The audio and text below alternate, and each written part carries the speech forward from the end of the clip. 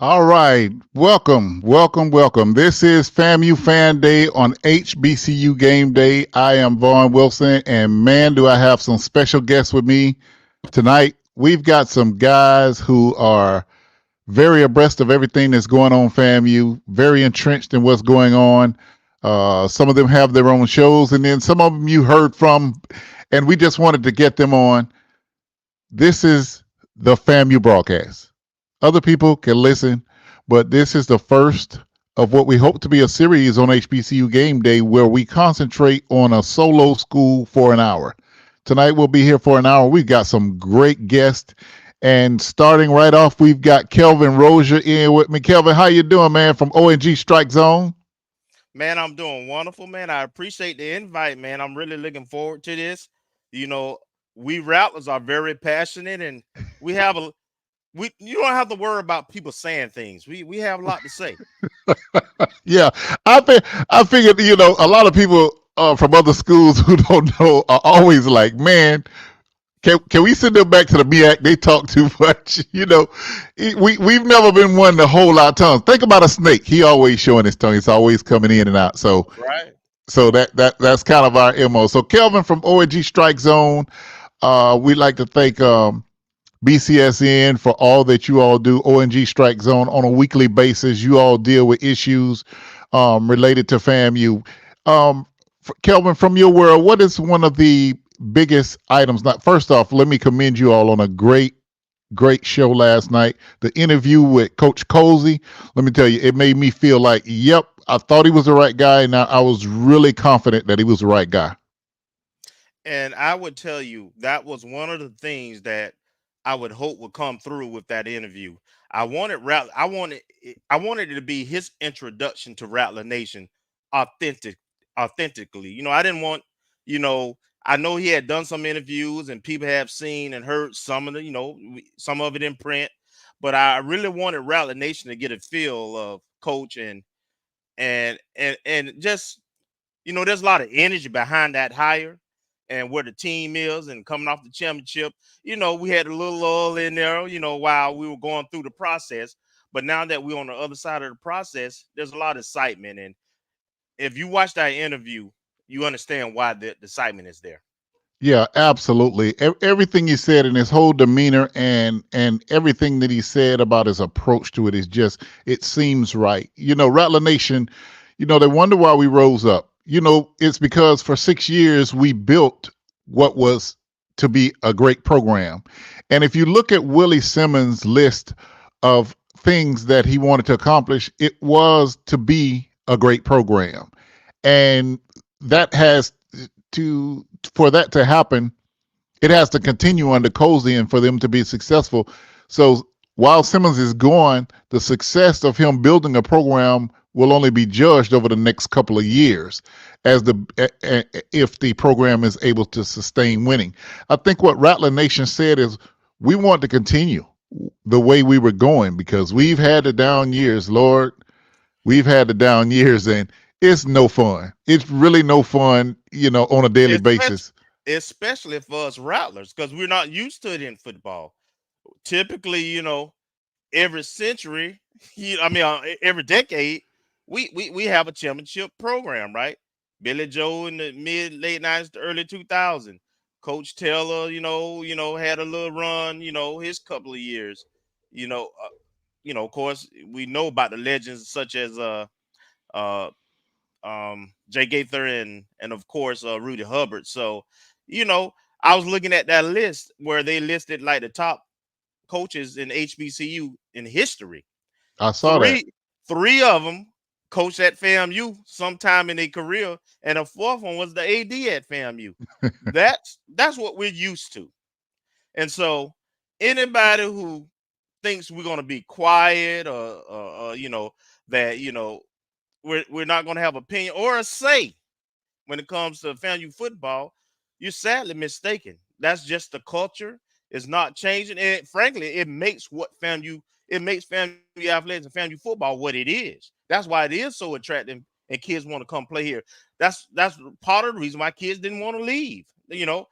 There's a lot of coaches who leave and kids get in the portal. We didn't have a mass exodus like a lot of other programs. So that speaks to the FAMU culture.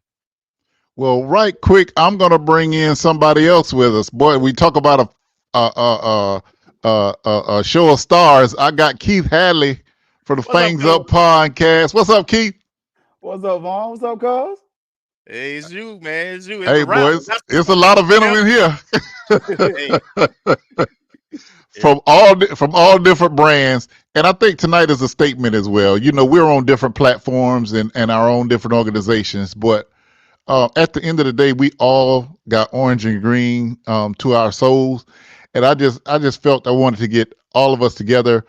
It since December 16th, when we should have just been continuing to celebrate, we got into some muddy waters. We got into some muddy waters, and fortunately, I think some great things prevailed, and we've got our coach, and we corralled the exodus of the recruits and the commits and got them in. And man, Keith, it looks like the team is loading up to be pretty good this year. Absolutely. I mean, I know Coach couldn't say it last night, but it looks like Lovey Jenkins is coming back. So we probably have the best secondary in the swag. Like I'm just saying, and considering FAMU's going in the Nick Saban model, like one of the things FAMU, we're different. We tote that we brag different, but we are different. We're a different fan base. And it's a different kind of monster. So all of a sudden, you get FAMU following this Nick Saban model, where the head coach is also the defensive back coach, and you started looking at how strong that FAMU defense was, where that FAMU defense was the catalyst for this team's success. Look at the recruits we brought in. You lost Isaiah Major, but look at the linebackers we got coming in. And he even admitted this defensive line is going to be the area that he's kind of looking at right now. So just looking at it, this FAMU team is poised to really run a number on the SWAC. I mean, I think we should be first place, but if somebody wants to argue against it, I can understand just because of the circumstances. But this team's going to be dangerous this year. Well, I think they may not understand the resilience of Rattlers. You know, we have been through the ups and downs, the highs and the lows, and that was just January. January seemed like it was like a whole year within itself. But at the end of the day, at the end of January, it did smooth out, and we were to sit back and realize um, what was accomplished last year. And I think it so gets lost that FAMU reached the the the the penthouse of HBCU football. And I mean, to do it after just 2 years coming over into the SWAC, I think that even adds uh, more intrigue to the success that the team had. You know, and we as fans, we want what we want.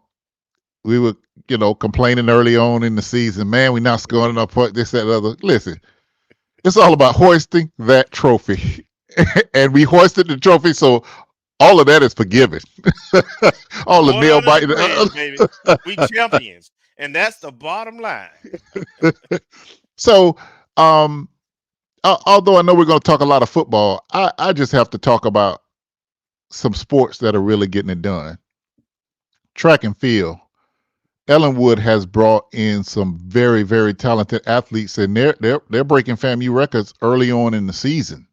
That shows that the track team will be rebound. Over the years, the legendary coaches Robert Pete Griffith and Bobby Lang, FAMU would win the Triple Crown, which was cross country, indoor, and outdoor. You know, That's right. Darlene Moore, too. Darlene Moore too. And I really think with the way that I'm seeing these talented teams come around, they shocked the world and won the cross country championship. The women did. It's going to be interesting to see how well the track team performs in the SWAC. Well, How I'll well tell they you, perform. Oh, go ahead, cousin. You got that? yeah, Vaughn, I'll say this. Coach Ellenwood has done a great job, and I don't think that part was ever in doubt in terms of him being able to recruit talented players, athletes. But I tell you what, I've been really impressed is how he fits in to the culture. He embraces expectations. He's really approachable. He leans into the Rattler network, right? There's Mm-hmm. Rattlers all over the world who are, in certain positions within schools, colleges, athletics, administration. and I know he reached out to the ONG immediately, man, and wanted to come on. He reached out to us. He got a fundraiser where he sent us a QR code, and we're gonna push that. So I love the fact that he really loves FAMU, wants to be here, and he's established a relationship. That's the part that's beautiful to me. I love his vision though. That like to piggyback off of that, I do a show with St. Clair Moraine round one, and on there, I mean, when he first got there, one of my questions was like, "Yo, what's up with these family relays?" Like I mean, Vaughn, you can tell Kelvin, and I'm a little bit younger than y'all, not too much, but I can remember when the family relays was the thing, like the Capital City Classic, all these different things were happening on FAMU's campus, and as a child, they were events, but as an adult, you see them as revenue driving and recruiting opportunities that we're now missing out on. And he said point blank period, he's like, "Oh yeah, I'm trying to bring back the family relays. That's an opportunity." And you start to see the different athletes he's bringing in. We just lost an athlete to Florida State, one of our track athletes. And when you ask him about it, he was like, "Oh, that's cool. Hey man, he's up there. He went from being a hunter to being a hunted." Like, and you're seeing this team is hunting, and they're not just hunting at the FBS or the HBCU level, however you want to play that jargon. They're hunting in South Carolina against the University of South Carolina. They're out there hunting. Right. And this team Ri- is poised to have some guys go to Oregon and some ladies to compete at the NCAA tournament. Absolutely. And if you think about, Keith brought up a great point. As he says, they're hunting against the best the nation has to offer. And I got to take a moment to pay my respects to Major Hazelton Sticks, one of the great 4x100 runners, one of the great Rattler football players, got drafted, went to the NFL. He was a part of that 4x100 meter relay team that that retired the Patterson Cup at the Penn Relays. And I was able to go up to the Penn Relays when they put their plaque on the wall. I've been to a lot of things. I've been to a lot of things, but nothing had the hair standing up on my arm of when they unveiled their plaque on the wall. It's in the curve. It's amazing how they do it at the Penn Relays at University of Pennsylvania. It's in the curve. It's in the curve when you on the, there's a brick wall that surrounds the track. It's embedded there forever. The first team to ever win the 4x100 meter relay 3 consecutive years, and the only team that has ever done it with the same 4 guys. And so we lost Major Sticks Hazelton. I owe him a story. I've got to write it, because we got to keep our history written, because people will search for that is written. And I had a chance to sit down with him while I was up there. So I put together a compilation video, but I think along with that written story, I'm going to release his whole thing, and he can tell you about how Jake Gaither was jealous of them running track, and gave him a hard time about running track, because he wanted them at football all the time. So some stories like that are just amazing, that make you feel Rattler pride, to the 10th degree. And so for you all to what you um, elaborated on was that, yes, these athletes that we have now are competing with the best of the best. And if we're going to go there, we got to go next to our women's basketball team. Let me tell you, Bridget Gordon is not playing. She is not playing. She wants to win now, even though she doesn't have a whole squad of her players. You can just see at the games. If you're at the games, they're playing basketball. They're running plays. They're sticking to a process. Uh, Keith, tell me about them Lady Rattlers, man. I love them. And I'll go out there and say, as much flack as we gave AD Sykes for the football coaching hire, she hit a home run with the basketball coaching hire. And I wrote despite what some people, and I wrote that absolutely. I wrote that, gave her props, because yes, that is the absolute great hire. they are, she's amazing, and that lady, she is coming there, and I mean, turn the program around. I mean, Grizzle was there last season, but Grizzle wasn't this Grizzle. Like Grizzle went from a Cub to a Grizzly Bear. I mean, that girl's a problem. Right, Like, right, I right. mean, she's good for 20 and 10. Like, and you start looking at all of a sudden, she's taken, as you mentioned, similar to the track coach, she's taken that FAMU, what works at FAMU, and she's doing it. FAMU's at its best basketball wise, men or women. We have a lead guard and a supporting cast. And when you get that going, You look at from when we went to the NCAA tournament with Woods and those boys, or any other Hmm. time. Most times, FAMU's at our best when we got a lead guard and some other people around it. Man, this women's basketball team's exciting. I'm hopeful. I really want them to make some noise this year. Kelvin, I know you've been to some of the games as well. And just like we've talked about, it's just very exciting to watch the Lady Rattlers. Let's put this in perspective. This coach didn't get here to August. Right.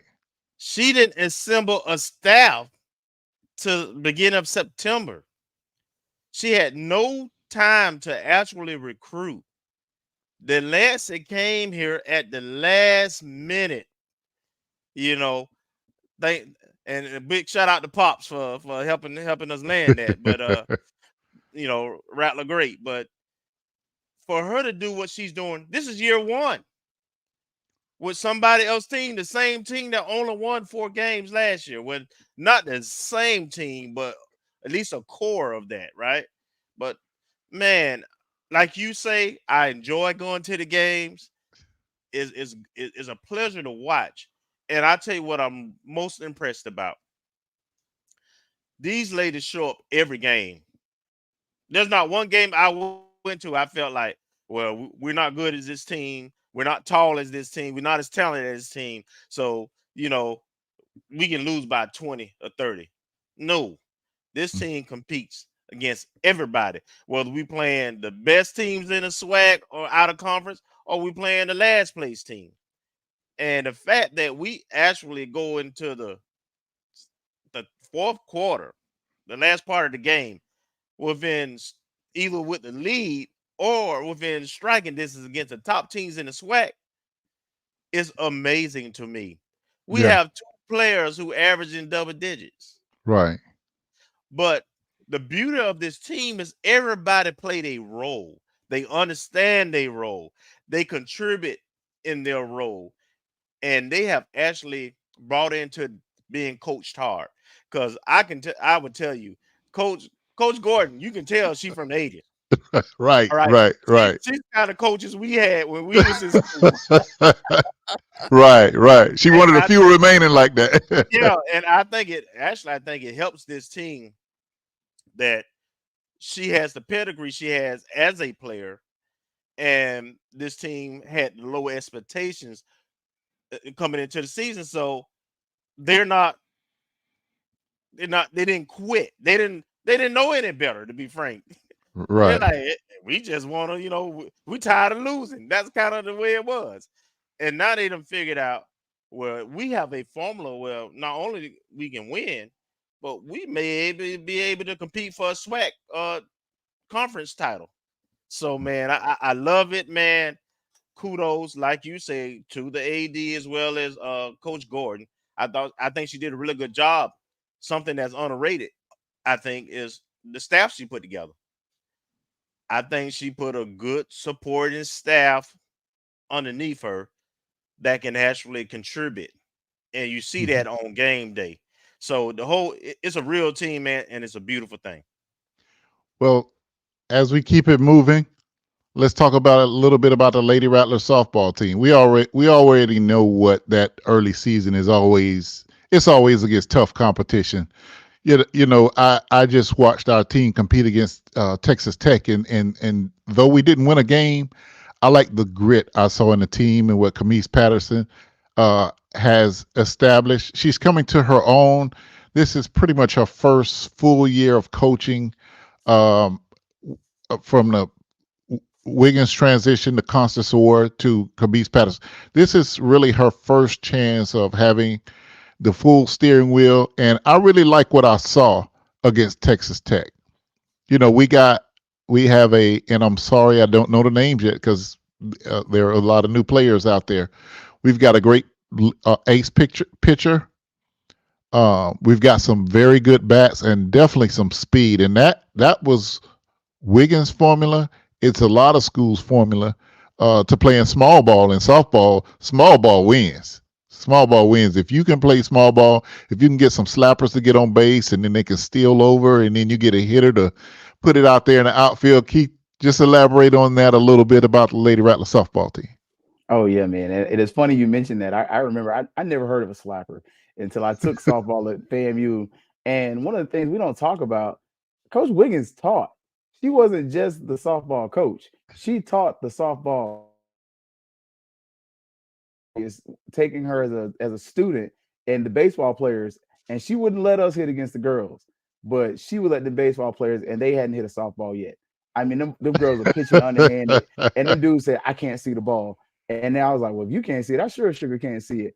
But you can see it. Like you have, I don't know if you all have the same response I have, but we have people like, "Yo, can you get me in contact with Coach because they met Coach Patterson at a recruiting thing or at an event, and they want to play for her." And they don't want to Yeah. play with nobody else but FAMU. She's got Right. that Right. swag. Like she got that Veronica Wiggins about her. And if you never knew Coach Wiggins, you just don't get it. Coach Right. Wiggins was like another mother on campus. I can never forget just walking around. Hey, baby, how you doing? And as much as she loving on you, she talking cash money to you. I mean, Yep. she over there throwing the ball to you. Coach, I don't want to actually hit you. Boy, I put so much English on the ball. You ain't gonna never hit me. And just talking straight trash. But Yeah. you love it, and she loving you. Coach Patterson's got give her some time, man. This is this is going to be a prove itself to be a good hire because kids want to play for her, and she's still young and hungry. And I think if we give her some more years, she's gonna be another one in the swag. By 2 years, she's gonna take over. I agree with that. And March 2nd, I think, is the date that they're actually going to name the field after Wiggins. I haven't seen a advertisement for it, but when I went to the game, I heard people talking about it. So listen,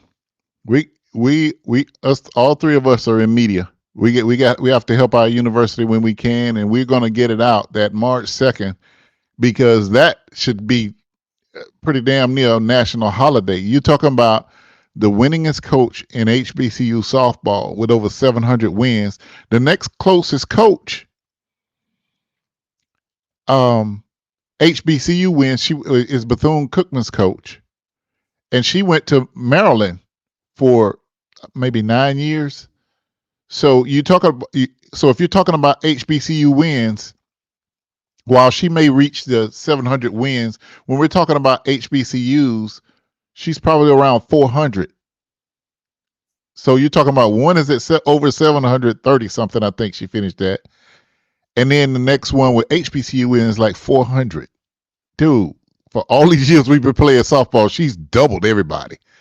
That is we throw around the name legend, but that is what you call a legend, Veronica Wiggins, what she did. And she's Kelvin, still eating off that plate, man. Like you think about it. Look who yeah, came to FAMU. Like right. I ain't even trying to like Texas Tech came to FAMU to play Oh at yeah, FAMU. Like Florida State comes over to FAMU to play FAMU. Like very few other sports do you see where major schools come to FAMU outside of really baseball and softball, but especially softball. You have big name schools that come down to play at our softball facilities and they loved doing this. And that's just some of the stuff that Coach Wiggins she left and she created those relationships, and we're still blessed by those things. I knew she was special, but I did when I was SID, I took a trip with the softball team down to I think it was Boca. Is that where FAU is? It's in Boca, right? I Yes. Yes. went to the tournament in Boca, and it was like Memphis, UConn, Tennessee, all these big name schools. And when we got there, Louisville had those sluggers. Louisville softball team were just they were leading the nation. They were like 3.9 home runs a game, something like that. It was crazy. And all of those coaches couldn't wait. When they would see Orange and Green, they was like, "Where's Wiggins?" And they just hugged on her and loved on her. And that's when you realize, she was infectious. She is infectious. And March the 2nd, we're gonna name that field after Wiggins. And Kelvin, Keith, we got to help to make sure that is a packed out event, and because she deserves for it to be packed out. Absolutely. We definitely going to talk about it and pump it up on the ONG strike zone. And in terms of Rattler softball, I love what Coach Patterson is doing. I love the fact that she's putting in the work. She does a lot of camps and she's getting a lot of her players from those camps, and those kids are traveling from across the country to be a part of her camp. Man, that is amazing for such a young coach. And so I really like, the fact that, she is bringing in her players and her talent. She had to turn the roster over, so this is kind of a new team outside of, I think, the 3 or 4 core players who returned for their. She had like what 10 seniors last year, Right. Right. and so, but yeah, she's from that Wiggins tree. She leans into it. I know she talks with her all the time.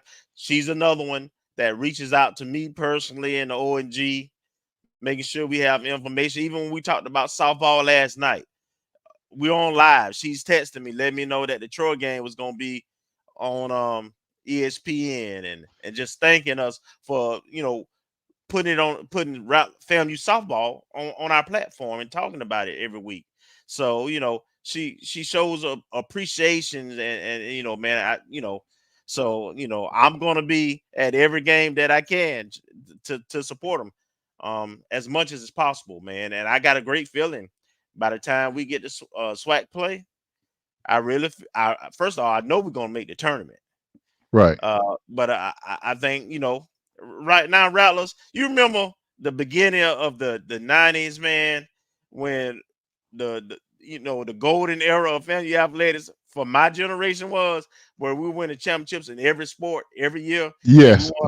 we won like 8 MEAC all sports trophies on men and women's side. I can kind of feel this thing coming back right now. Because we have coaches that want to be there, but they're also competent. They also are putting in the work. We won 4 championships just last year, and the teams that going into the spring that won those championships, they got pretty much most of the team back. Tennis got Yeah. their whole team back. Baseball got most of their team back. So And and and they and still tennis and and tennis they started still out. and they still on the sophomores, right? Right, right, right, right, right. Yeah, Nikki Houston. Shouts out to Nikki. She brought in a great squad. As the director of tennis, the coach of the women's team, and also, I mean, they started out the year beating the brakes off of Southern Mississippi out there in Hattiesburg. Mhm. So that's when I said, "Whoa, she's ready to roll. They're ready to roll again in women's tennis." So we're going to keep an eye out for the tennis team as well. And you can never, ever, ever go in the spring and think Jamie Shoup don't have a chance to win the championship. That's all I got to say. Man, look, I promise you, if that school across the street could do it over again, they would definitely change some things that they did with their coaching hire. Yeah, Not now, but I'm, in I'm between. glad. I'm glad they messed that one up. I'm Hey, very hey, glad they messed that one. Huh? can you show EA comment? Look, it's funny though, because everyone on this show has attended FAMU DRS at some point in their life. That's Oh, crazy. yep, that's right. Baby Very, Rattlers. I didn't. very astute. This Yep, was at very. DRS. Yep, we are all baby. Listen, if you want some real rattlers, it don't get no realer than coming up from the high school, the elementary, the middle school, the high school, and through FAMU. It was just we were fortunate when we came through. Dr. Walter Smith and Dr. Fred Humphreys made sure Yeah. that FAMU High was taken care of and that FAMU High would be in a good position. And so, I know we're talking about FAMU, but who better to know than a lot of the history? Because when we were at FAMU High, we idolized what was going on the hill and couldn't wait to get up there and be a part of it. So that's why we paid attention to it. So, yes, you're right. This is a whole bunch of baby rattlers on here. and baby rattlers to rattlers. And yes, thank you all for tuning in. We got a good crowd on tonight, and it's all FAMU. And All right, Kelvin and Keith, don't go anywhere. I'm gonna bring in two guys I got waiting. Don't go anywhere. We're gonna come back to you, okay? All right. Okay. Keith Hadley, Fangs Up Podcast, Kelvin Rozier, ONG Strike Zone. I am gonna bring in a couple of new guests that we have who've been patiently waiting. Michael Hogan and Super Mario Allen, former FAMU quarterback, Gulf Coast offense. What's going on, fellas? What's going on, man? Yeah, everything good, man. I'm glad we got Michael on because Michael has something to say all the time. This is what the show is about, to bring on people who may not always get a chance to be on the broadcast, but say a lot of smart things or intelligent things or and deeply invested in the family athletics. And of course, the legend Mario Allen uh, played maximized that Gulf Coast offense and went on to coach on the staff with Coach Billy for a while. So, Michael, what's on your mind, man? Well, I just sit in and just listen. I've been about this for a long time. Yeah, man. When were you at school, Mike? Repeat that old self. When were you at school at FAM? But I never attend FAMU. Oh, you didn't, just a Rattler fan. Yeah, just a Rattler fan. I've been a Rattler fan ever since the '60s. Oh, good. That's good stuff. Well, if a Rattler fan, it's a good seat to have because you've seen a lot of stuff during that time from the '60s to now. Yeah, yeah. My father used to take it up there, and they had 12,000 people that was, in the clan, and we started from the end on. Yeah. Uh, that back then, and Coach Rudy Hubbard, uh, a good friend of mine named Dad Garvin from Bronxtown. He played on the championship team, and I am a diehard, HBCU, and I think that's one of the best, conference school that in the world because you look at the NFL, Jerry Rice, Walter Payton, Richard Dent, Buck Buchanan. You can just go on and on. And I think FAMU had some of the greatest ball players, and Tyrone McGriff was one of my favorites. Man, you called a name there, man. So many times Tyrone McGriff gets overlooked, but let me tell you what you didn't want to be. You didn't want to be a defender when Tyrone would pull around. Albert Chester pull that ball from the fullback, Yeah. and Tyrone crashed that in. It wasn't a good collision. Never, ever, ever.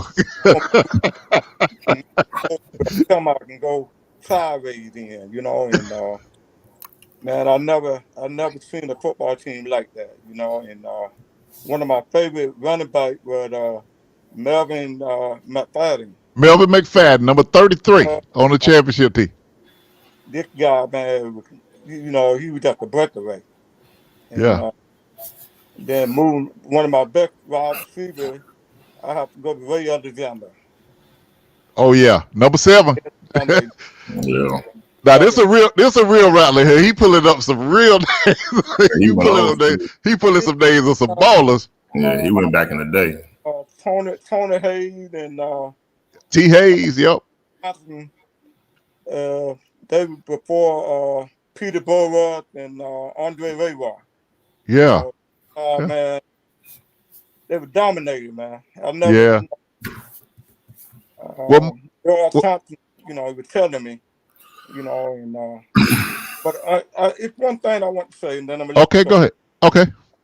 I remember sitting in the field house with George Thompson one day, and George Thompson asked me who was my favorite ball player, and I told him, I love, Tyrone McGriff, and I said, who's your favorite ball player?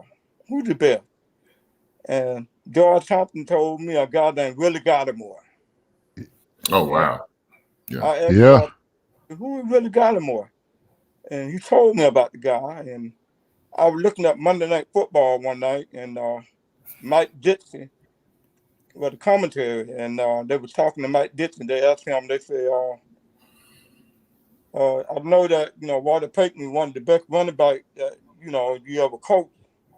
But Mike Gibson said, back it up. He said the best running back that I ever saw in my life was a guy from Florida A&M named Willie Gallimore. Yeah. And I heard Mike Dixon say that. And I Yeah. looked up. Man, I tell you.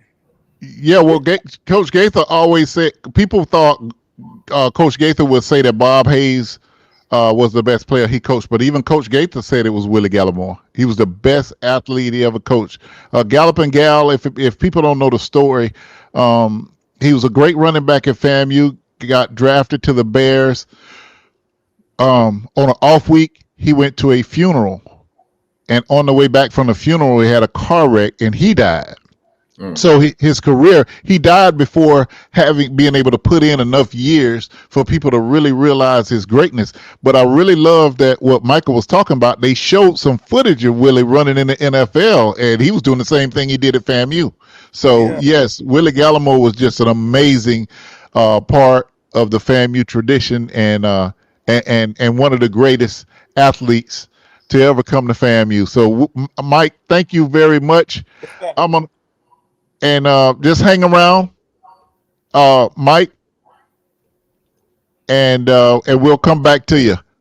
Mario, what's going on, man? Super Mario Allen from the ATL, one of the greatest FAMU quarterbacks of the Gulf Coast offense time, man. It's great to have you on. What's going on, my man? How you doing? Hey, I'm doing good, man. You know, it's so funny that whenever you talk about the Gulf Coast offense, there's so many stories. Earl Holmes swears up and down that because of the way you were able to guide the offense, Coach Billy Joe kind of took the cue from you to really develop the Gulf Coast offense. Yeah, I always say the little backstory behind that. I was a guinea pig. For the offense. People don't realize basically what happened was Coach Billy got the job. It was that January '94. I was his very first recruit that he got and committed. I was going to go to Texas Tech. Coach Billy gave me a call. He had just got the job. He said, "Look, I like you. I want you to come for a visit, but if you come, you have to enroll in school when you get here because family had just started school." So me and my parents packed up. We drove from Texas, from Dallas, where I'm from, and I brought all my stuff with me just in case. So I didn't really know too much about FAMU football because no HBCUs recruited me out of high school or college, junior college. And my dad said, "Look, I don't know too much about their football program, but they have a hell of a band." They got a hell of a band. My dad was the drum major at Bishop College, which is Paul Quinn now, back in the 70s. And so I came on a visit, and my host for the weekend was Robert Wilson. Oh wow, Rob, who actually ended up being one of my first roommates as well. So, you know the story. Robert passed away. And he ended up marrying my cousin, and they have, some beautiful kids. But long story short, I came on my visit, and I met you that weekend. I met DJ Saxwell, and there's everybody embraced me. And what's ironic, I guess Florida State had just won the national championship that year. Yeah. I'm on my visit, and I bumped into one of my neighborhood friends from Dallas, Clifton Abraham, who played at Florida State. And we saw each other, and it was instant. Like I'm like, this got to be an omen. So I committed to FAMU, and the rest is history. I just, Coach Billy brought me in, and we started off being a power running team, and we would gradually just put 4 wide stuff in. Then all of a sudden, we would get up in tight spots. Hey, let's run our 4 wide stuff, and we'll just click, click, click. And I never forget. I think it was Southern. Earl said it was the Southern game. We played in that Southern game in the Georgia Dome. And this is one of the funniest stories if you let Earl Holmes tell it. Earl swears, Earl said the Gulf Coast offense was not practiced. No. Coach Billy and Mario made it up in the Southern game at halftime. We did. Like we were literally, because the way Coach Billy offense was set up, we had a passing tree, we had concepts. But we didn't really, we just practiced it for like 2-minute drill. Right. So I'm basically just calling the protection, and I'm just giving out routes like, hey, you run this, and I'll find you. And I would just finding guys. We had a good offensive line, good skill receivers, Tony Bland, Robert Wilson, Kwame Vidal, the running back. We had, defense was good. So it was just plugging in me, and this from there just became this nationwide Gulf Coast offense, and I was just able to just be like the guinea pig for the first guy to run it. Man, but people have no idea, man, just the stuff that went behind that offense, what made it so explosive. And we had a great run. But after myself, Tim Sampson, Pat Bonner, Jawan, Quinn, Casey Printer came in, Ben Doherty, and it had a great run. I actually, I need to double check the facts, but I was told probably from 1994 till about the time until they forced Coach Billy out, which is a whole different story. Oh no, Coach Billy told me the story. I sat down with him last summer.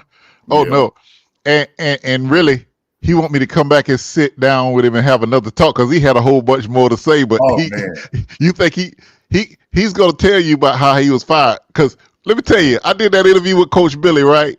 I told him, Coach, I ain't going to bother you. I was up in Birmingham. I'm not going to bother you. Let's just sit down for 30 minutes. Well, hour and a half later, when I finished the interview, and I'm breaking down the stuff, and he started talking again, and I'm sitting there going, man, just the golden rule, don't turn the camera off. Yeah. You know what I'm saying? So he told me the whole situation about how they fired him, and he wants a chance for that to be recorded. He wants to say it himself, but it was dumb. It wasn't our proudest moment. So between 1994, I think, until the time they forced Billy out, I think FAMU was the only school in the country, all levels, that had every quarterback play professional football. From myself all the way up to Ben Doherty, he went with. Wow, that's right. You name any school, every quarterback that FAMU had in that offense for the most part from 1994 till about 2005, when they forced Coach Billy out, every quarterback played some level of professional football. Wow. But to piggyback off of what you were saying, it was interesting to be a player for Coach Billy to being an assistant coach. And I was there from the very beginning when he first got there until they forced him out, to see the transformation of the program and understanding how things went down, to be on the other side of the coach and have those intimate conversations, to learn not just as a football player with him, but to, as an assistant coach, football coach, learning the game of football, how to be a football coach, the ins and outs of what it takes to be a collegiate football coach and lead young men, which kind of gave me an inspiration to be a high school coach when when they forced Coach Billy out and I moved to Atlanta. But it was. I remember the day.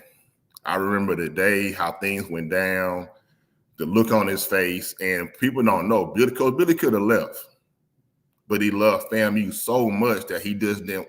FAMU was his dream job, right? And he didn't want to leave.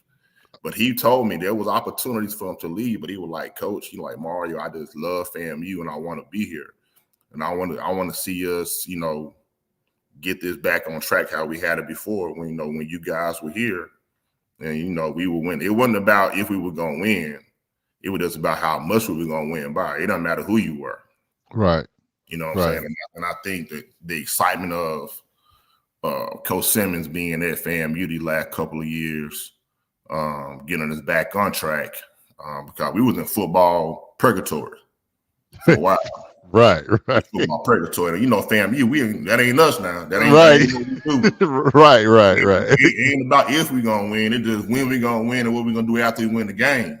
Right. So it was one of those things where we were able to, get back on track. Congratulations to Coach Simmons and what he did at FAMU and his endeavors going to Duke. But we need to, continue with it. And I'm pretty sure Coach Cozy, he'll do a great job.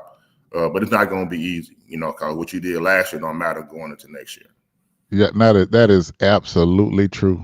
Absolutely true. Coach Mario Allen, and Thank you for joining us.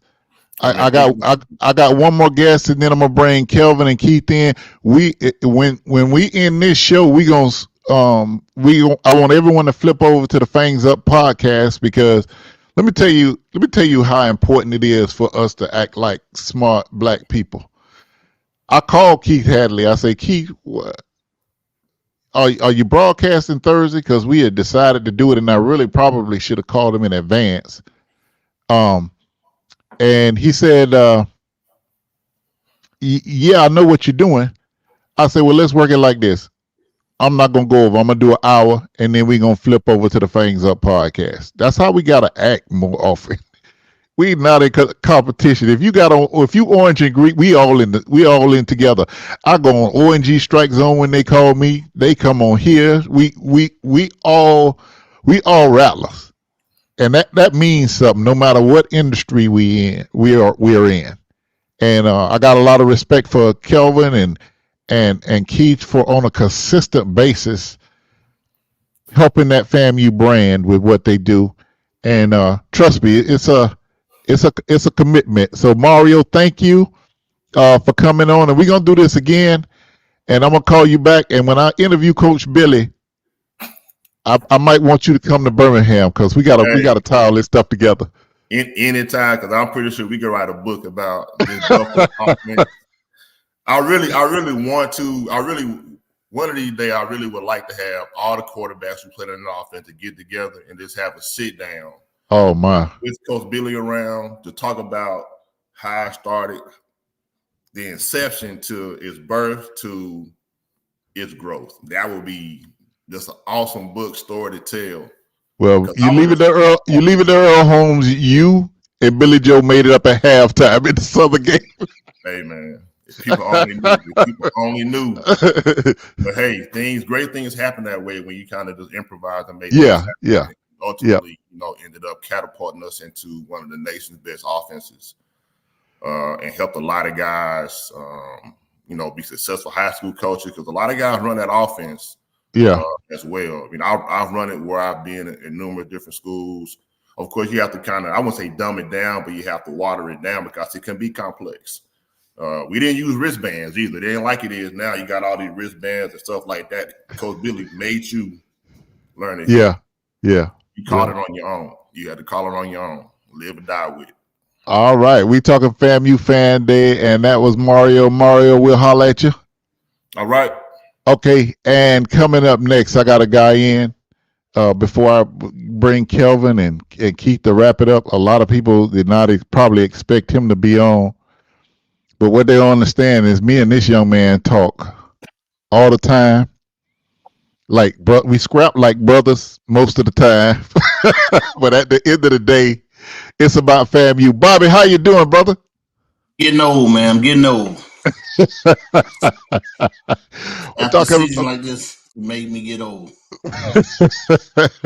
Well, Bobby, you are a rattler who is known to pay attention to a lot of things and come in with a different perspective, and that's what this show is about, to bring all rattlers together to just talk about FAMU among ourselves, and other people can listen. But the point of it was to bring everyone in and talk about FAMU. What do you see about the football program, the positives that you see from the football program now that Cozy's finally been hired? Well, you allow your team the opportunity to go ahead and start preparing for the following season.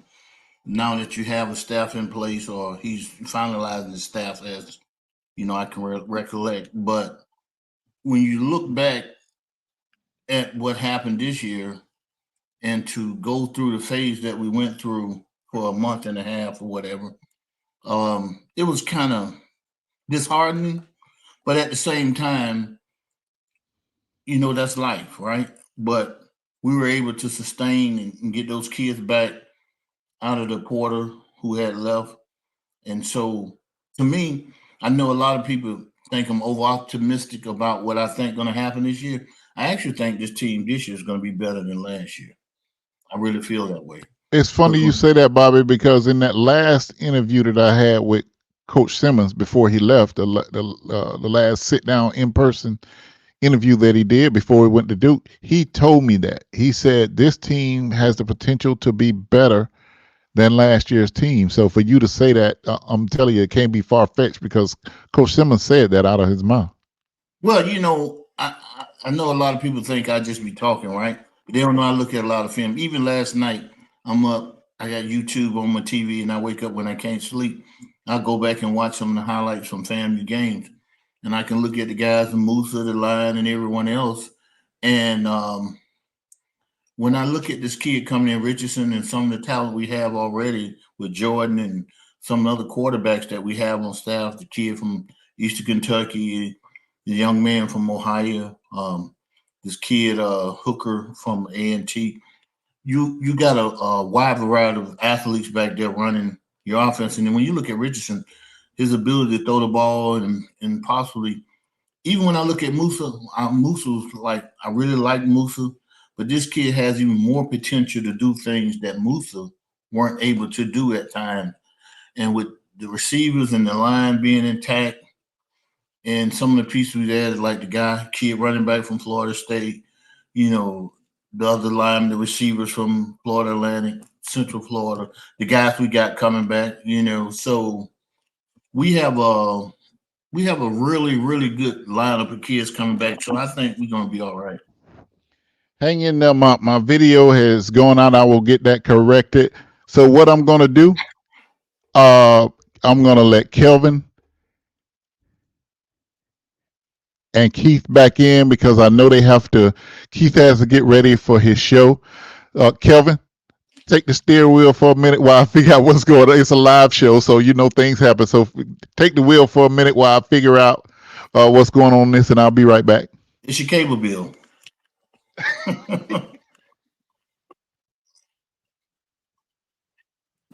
Unmute yourself, Kelvin. You muted, Kelvin. All right. So Bobby, I want you to kind of. I'm gonna do something they tell you not to do in court, but they said don't ask a question you're not sure what the answer gonna be. Okay. I want you to go ahead and talk about some of the things that are important to you that's going on in terms of FAMU athletics right now. Just give me one or two things. Well, number one, from an athletic director position, I'm a little disappointed. And I mean, I'm being very real. There's no other way to put it. When I look at the individual background, and some will say it's a female thing. No, it's nothing to do with that because Angela Suggs and some of the other ones, Miss Hill goes all the way back when I was in school, that I had a great relationship with those people.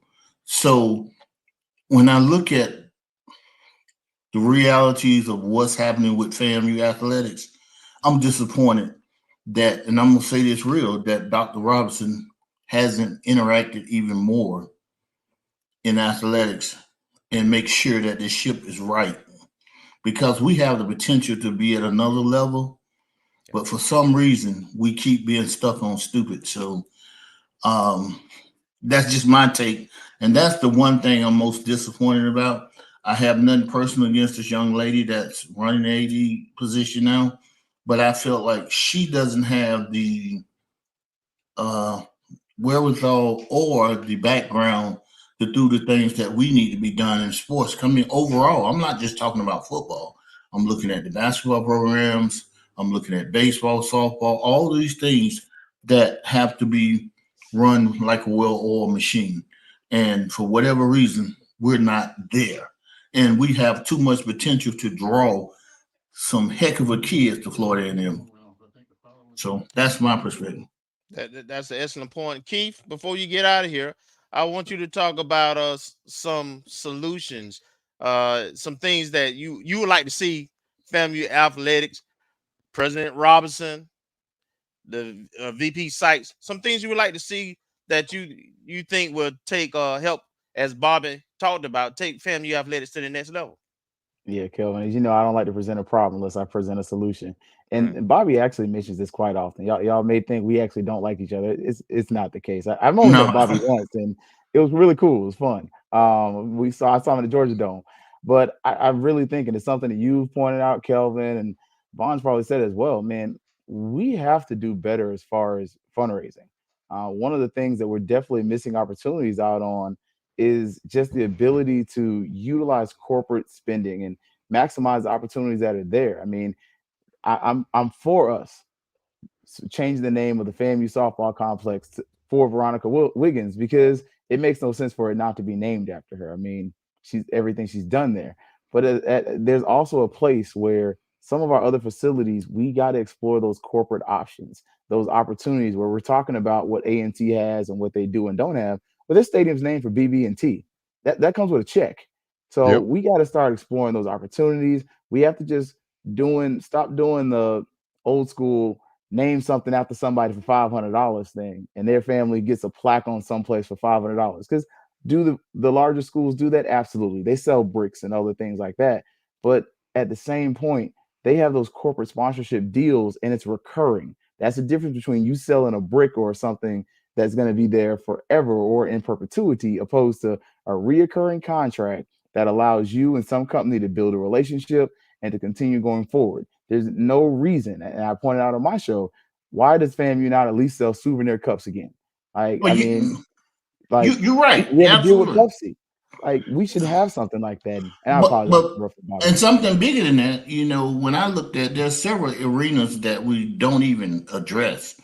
Sam, you could have his own athletic store right in the Lawson Center, where we sell in Nike, all those shoes and jerseys and all those things, where that could be totally income for the athletic program. And then when you go talking about corporate sponsorship, we don't have that. At AT&T, our kids use the phone just like everybody else. When you go to these other games, I've been at Auburn game with the years when Cam was playing, and one of my friends, one of the Waste Management, one of the sponsors.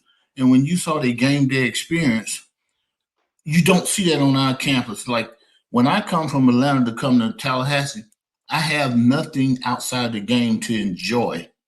The environment is not like it should be for fans of my age. And I'm not saying the kids going to do their things, but to draw all that money back on campus, not allow us to go out and spend our money on the economy that doesn't really give us anything other than mouthpiece. Bobby, it's funny that you say that because there's not a lot to do. There's a video circulating of a man at North Carolina A&T tailgating. He eating his food and eating his greens and stuff like that. I can still remember to this day the last time we played North Carolina A&T, and we happened to be with Bill Hayes, and we walked their tailgate area, Mm-hmm. and we were so full by the time we got finished that we didn't even want to go to the game. I'm just being honest. Everyone was so friendly, and the people had tailgate spaces, and they were out there, and they had DJs out there like we do at the Florida Classic, and they were cooking some of everything. Yeah. And we don't have that part. That is a whole additional part of the game day experience that we have shrunk. I was at the barbershop and they were talking about how that shrunk and how for several years, they were on the hill or whatever, and all of a sudden we can't be on the hill. Those types of things, sometimes you need to figure out if someone tells you, hey, it's a risk, well, figure out what else you can do. Maybe you could build some steps or something. I don't know. But to just take it away and to leave it there, I think we're missing an opportunity for exactly what Bobby says, for people to have experiences in addition to the game that Yes. they will remember.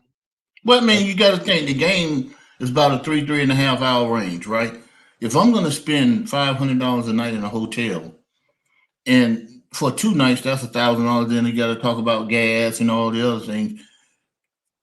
I want to be entertained. I'd rather just sit and watch it on ESPNU or ESPN Plus, because I can enjoy myself. And I don't drink or anything. I don't expect to be. But the night that I saw the Dougie Fresh out in the field, and you drawing the community, and I like to see our community involve our kids, these young kids knowing about FAMU, and hopefully they can come up there and win little hats and shirts, and they can go back to their community, and FAMU will be with them the rest of their life.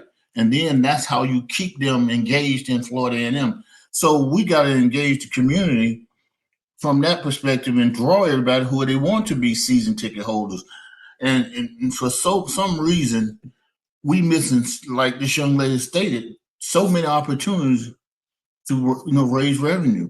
And I'm tired of the excuses. Oh, she just got here, or who just no. I haven't seen the plan today that says where we're going to go today, tomorrow, 6 months, 2 years, 3 years. Shut up, Bobby. You still in my show notes already. Okay, I guess I shut up. He all right, but hey, Bobby, you free? Listen, this is the FAMU show history. No. I get But I am pointing that out, and that's something I've even stated. I think, it's and not I did a there. whole show, mission, vision, values, and I stole it from the Escape game. I'm a teacher, and Can during you- the summers, teachers don't work. They have a clear mission, vision, value. I can tell you what she wants to do. Now, how does Thomasville we're gonna get there? I have no clue. I can tell you she wants to win championships. Now, how are you gonna support us paying for these championships and getting to that point? God knows. But I can only tell you the end goal, but I can't tell you how we're gonna get there.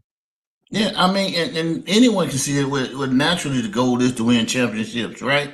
But to put things in place, and I mean right now, you can't wait because I waited till her, because I've been on it from day one. And they said, well, she just got here. Well, we're a year and a half away.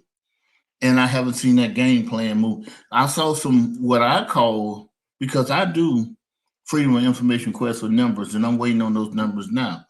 I saw some, what I call, to me, phony numbers in that spreadsheet. Because I'm saying how ironic was the Celebration Bowl and the Florida Classic had $1 million, just straight up $1 million. And I said, hold up, something's not right in this Kool-Aid.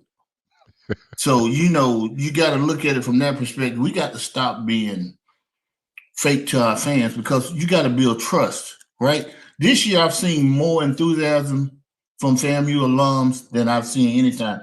Man, it was the most awesome feeling at the stadium in the Celebration Bowl to see the Rattlers around the city talking about, the night before at the day party, just the excitement. How could we lose that and go backwards after that? That was bad. You know what I'm saying? Right. And that's why I'm so hard on Dr. Robinson, because to be real, the leadership don't start at the bottom. And I hold him accountable because the whole school should be excited now. And that's something he has to instill in the school. And he's not there because his enthusiasm is bland. When he say the Rattler charge, in the dark, when Dr. when Dr. Humphrey said, if anybody,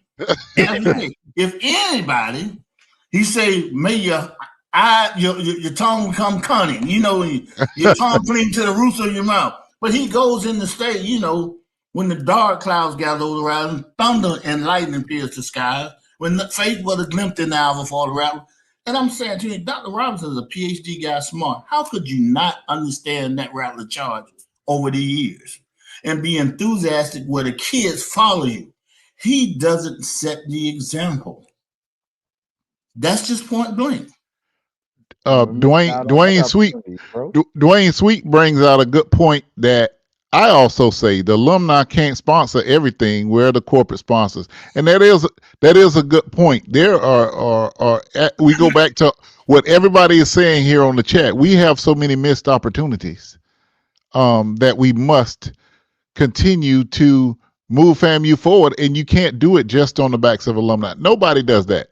You think Alabama does that? Alabama has some big donors, but they don't rely on just them. They bring Pepsi in, and Nick Saban makes sure he turn that can just right. If you notice, he gonna turn that can Coca-Cola. He gonna turn that Coca-Cola around, so you're gonna see that logo when he gets up there, and that's part of a partnership. So, in order for FAMU, Golden Flake potato chips. They the only team I know that still eat Golden Flake. Yes.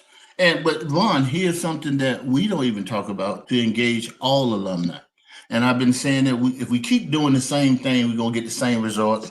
And we'll, what they say that's craziness when you keep doing the same thing, expecting a different result.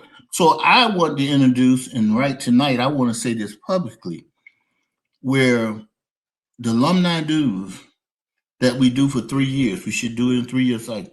If the alumni dues are $100, we should add $300 to each graduating senior graduation fees so that we generate each graduation almost $1 million. and where the alumni can take 200 for operation, we can turn right around and give that $800,000 back on that day, the graduation to the student success program and scholarship. We can generate. See, you're talking about the Clemsons and all those schools do that kind of stuff. We won't have to wait till people get that money in their pocket and beg for it, right? Introduce that to, I wanted Dr. Robinson to be an initiative where what's going to be his legacy? I don't know, because I haven't seen anything he's done that stands out to me. So that to me would be the most critical thing we could do right now to get our kids back engaged, because the day they graduate, right, in their seats should be their graduation shirts, their pins, their alumni, tabs. So wherever they go, they'll have a card with the National Alumni Association address. So they already involved for their first 3 years paid for. But each year you're generating a 3-year cycle. And guess what you're doing? You're raising funds without begging each individual. And Yep. something else that we're all doing, and I know, I told y'all, look, we watch each other. Bobby does a lot in Atlanta. And one thing Bobby's a part of, and I'm a part of the Orlando Alumni Association, we send students back to campus. We got a bus trip going to Tallahassee. Well, guess what all those kids are going to do? They're going to walk around campus. Those type of days when you have Orlando alumni sending students, Atlanta alumni, Jacksonville, JRE Lee, Tampa, those opportunities where they really should be on really be out day in the spring game, because that's Yes. automatically, that's a revenue driver. Because you got all us trapped up there. You got us all coming to the events, and you already got the band performing. You already got the stadium available. So literally, you just bust the people to the main places. This Bragg Stadium is now up and running like it's supposed to be. That's 25, maybe plus 1,000 people. You can get into that area in that location. You can show off the campus, show off what game day atmosphere is like. And it's a recruiting event for students, for student athletes, and it brings the alumni back. And on so many different levels, you're missing out on these opportunities because we, as alumni, are literally bringing the people to your doorstep. All you got to do is service them. But That's it. you got to have Yeah. the foresight, and you got to have that mindset to be able to see that we really are trying to, as alumni, support this university because we love her. Like, there's no me without FAMU. My parents are both FAMU alumni. My daughter doesn't exist without FAMU, because guess what? I'm an alumni. Her mother's an alumni. So And I existence to FAMU. Yes, and I even played against FAMU. Vaughn, tell you, I was at Delaware State. But when I came into this stadium, when I was back in the day, it's the most exhilarating thing when you walked in and played FAMU. Everybody wanted to make that trip to play FAMU, right? Because you knew the band, the alumni, and you could come to me, you see the gas station on you riding down the road, say, damn, man, they got a gas station, orange and green. And then when I transferred here, it was like I was home because my older brothers and sisters went to FAM. And I've always followed FAM. But at the time, the head coach was from Delaware State, was from FAMU. So he came down to South Florida and got us. And back in the days, y'all young fellas don't know about this. We didn't even visit the school. The first time I saw the school, the day I showed up. Literally, the day I showed up, we took a 24-hour trip on that bus. And when I got off that camera, I said, what in the hell have I got myself into? But I met some great people. Yeah. But, when I came to FAM, it was nothing like the enthusiasm and the love that I saw as a rattler. And Gene, one of your most famous rattlers, I showed him around, Gene Atkins, yes. Yeah. So, I've been a rattler true and true. But I some people take me as being angry when I say stuff on here. I'm that ain't me. I just talk a lot of noise. But the reality is, I just want to see us be the best. That's it. Yeah. Amen. Listen, somebody can't be mean and make cakes that good. If people know about Bobby Pound Cake, they'd be like, man, he can't be all bad to make a pound cake that good. But it's just, man, I've sent so many kids to FAMU. Big Keenan, William, I can name the kids, and the regular students working at Microsoft. We've been out here hitting the ground, really doing the work. Sometimes I've been out there, I'm out here faking. I ain't got one brochure from the university, but I'm out here doing stuff, and I was embarrassed, but I had to sell it. I can't say, well, I ain't got. Yeah. But sometimes they leave us hanging, right? Look, don't be Right. telling And that secrets, shouldn't happen. Bobby. Cause we Eh, create stuff. I mean, honestly, as boosters, I Well, created the flyer for the alumni basketball game at UCF. And I called Josh later on. I was like, hey, Josh, you cool? He's Josh like, man, Keith, just go with it, bro. Just support the kids. Like, we really yeah. do that. Like, we are active. We aren't just talking. Like, we're active in our alumni groups. And we do step out there on faith sometimes to be like, hey, I'm gonna do it. And Dr. Robertson probably just gonna give me a thumbs up on social media after the fact. And well, Bobby has fed the teams several times when they've come to Atlanta, been part of that. And so when some people don't know how to take Bobby. I do. We have conversations. The good thing is we don't always agree, but we know we both have passion for FAMU, and that's why we can remain friends. well, And that's FAMU, Vaughn. That's FAMU. yeah, We exactly, we exactly. come from different backgrounds. We don't always see everything the same. We sometimes argue and get into it. But man, we all love FAMU, and we Yeah. gonna come. So you meet people where they at, right? Yep. You know, But where, I'll tell you what I like. where we agree at, we agree at. Where we don't, hey, man, we still gonna chop it up. We still gonna do what we can do individually and collectively to make FAMU the best it can be. And what Bobby says, what I try to emphasize, that's why I think this platform, Bobby's platform, the swoop report, keeping things up, ONG. I think what we're doing and what the technology has allowed to happen now is that we get to share this knowledge and these ideas in a broader space. The university doesn't put out information like this. They're not trying to challenge, the administration to be the best or to do things different or think outside the box. But Rattler Nation as a whole, we don't have to go through them. We can come up with these things. I know Yeah. people been talking about P3s and capital athletic campaigns. We all been pushing this stuff. So let's continue to do what we do. Still work with the organizations and the DSOs as much as possible. And as Bobby and as Kofi used to do, and as we do from time to time, let's not let our administration off the hook. Hook. This But is you Yeah. know our what university. I Go saw ahead. this year after this situation happened? I saw all the DSOs. I saw all the different organizations, men and women of Rattler Nation, come together That's and right. say, "Hold up, this Yep. one individual can't dictate history, That's right? right. You can act how you want. You may have a title, but eventually, we will run you away from Tallahassee if you don't get on board with what we're trying to get done. Now, you don't have to be from FAMU to be the AD. That ain't what we're saying. Well, but Right. you have to have FAMU best interests at heart. Right. Yep. Right. Right. Family Exactly. ROTC said Yeah. it best. Lead Yep. me, follow me, or get the hell Get out the of the hell way. out of the We way. own the building. And right Yes. before Bragg well, Stadium, man. And that's what well, we're about. well, listen, guys, this is not going to be our last time getting together. It's too powerful, and I think in Black History Month to see all these different media groups come together. This is how we have to do things together, and Yes. it happenstance came together like this. But it's just because when I started thinking about the passionate people that I wanted to make sure that I came on, it came to this crew. It came to this crew, and I want to thank all of you all for being on.